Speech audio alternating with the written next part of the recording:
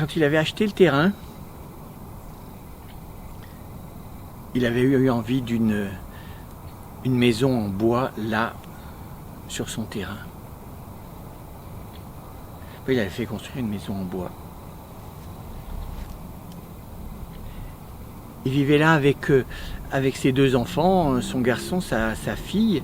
À côté, les bois étaient tout proches et les enfants passaient leur temps à aller dans les bois, regarder les pins, les cerisiers sauvages, les châtaigniers, à courir là sous les halliers. Lui, sa principale occupation, c'était la pelouse. Ce qu'il voulait, c'était une pelouse parfaite. Alors, il passait son temps à tondre et retondre sa pelouse, en faisant des lignes bien parallèles. Et une fois qu'il avait fait ça, sans penser à rien, il était content. Chaque automne, les feuilles encombraient sa pelouse, il les ramassait avec soin parce qu'il voulait une pelouse parfaite. Et au printemps, son occupation, c'était évidemment tondre la pelouse, mais aussi enlever méticuleusement les petites pousses de pins, de cerisiers sauvages, de châtaigniers qui s'étaient mises à pousser là dans la pelouse.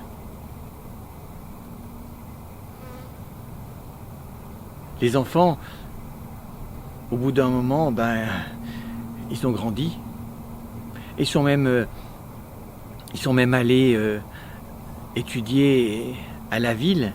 Et lui s'est retrouvé tout seul là, avec sa maison, sa pelouse. Mais il a continué méthodiquement, avec les raies bien parallèles. Et chaque printemps à enlever les pousses de pins, cerisiers sauvages, châtaigniers.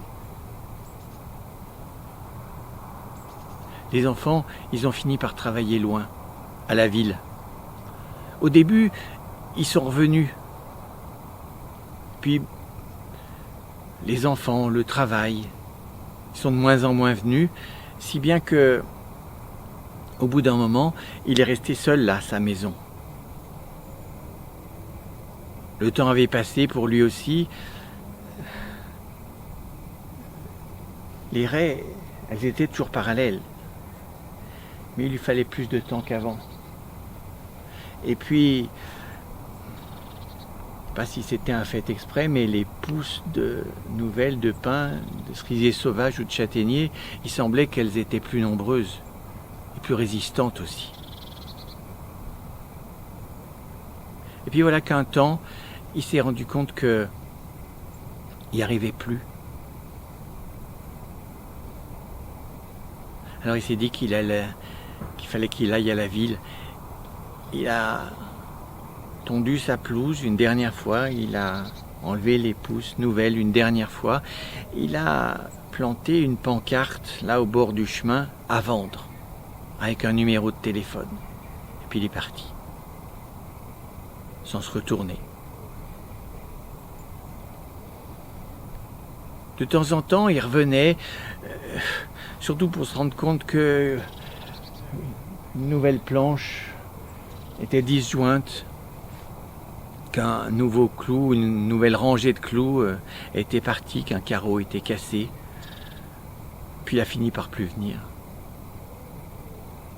Le panneau à vendre a fini par s'effondrer. La pelouse a poussé, mais les petites graines là de pin, de cerisier sauvage, de châtaignier, elles ont grandi. Celles qui ont le plus grandi, c'est celles qui étaient juste en dessous du toit, là où l'eau goutte. C'était elles qui étaient les mieux arrosées.